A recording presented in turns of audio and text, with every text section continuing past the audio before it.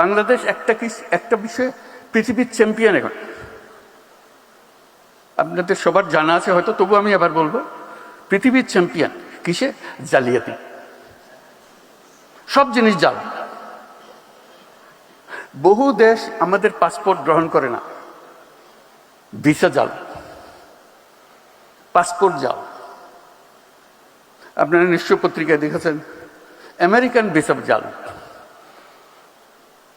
এটা একটা জালিয়াতের কারখানা বানাইছে আমরা। আমাদের বুদ্ধি আছে, না হলে জালিয়াত করতে পারতাম না, কিন্তু খারাপ কাজে লাগাচ্ছে।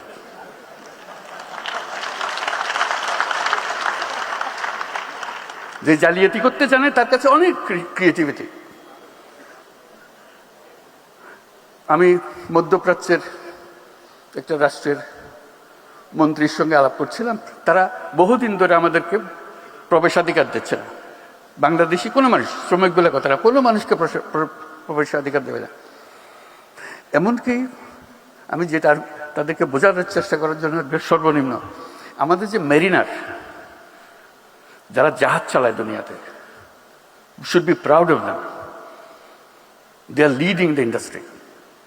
যে তারা জাহাজ চালায় দুনিয়ার, তারা এক বন্দর থেকে আরেক বন্দর, সেই উপলক্ষে তাদেরকে ওই দেশের বন্দরে যখন জাহাজ আছে তখন কয়েকদিনের জন্য তারা ছুটি পায়, শহরে গিয়ে একটা ঘোরাফেরা করে আসা যাওয়া করতে পারে, জাহাজ ছেড়ে স্থলে আসতে পারে।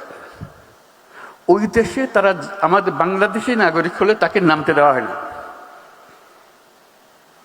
আমি শুধু মিনতি জানালাম যে বেচারা জাহাজে জাহাজে ঘুরে, অন্তত তাদের জন্য একটা পারমিশন দাও।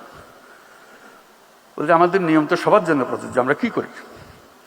তুমি আমার আবেদনটা গ্রহণ করো, শুধু তাদের জন্য দাও, আর যদি মনে করো সবার জন্য পর উন্মুক্ত করবো।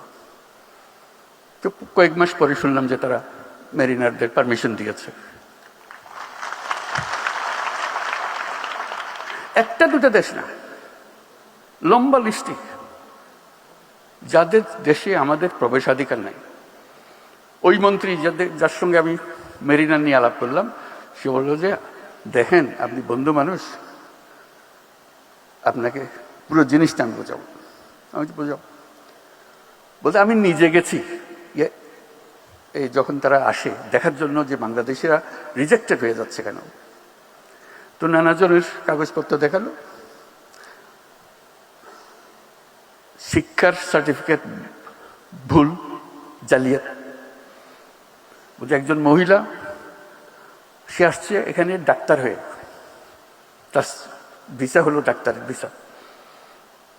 আমি দেখে বুঝলাম ডাক্তার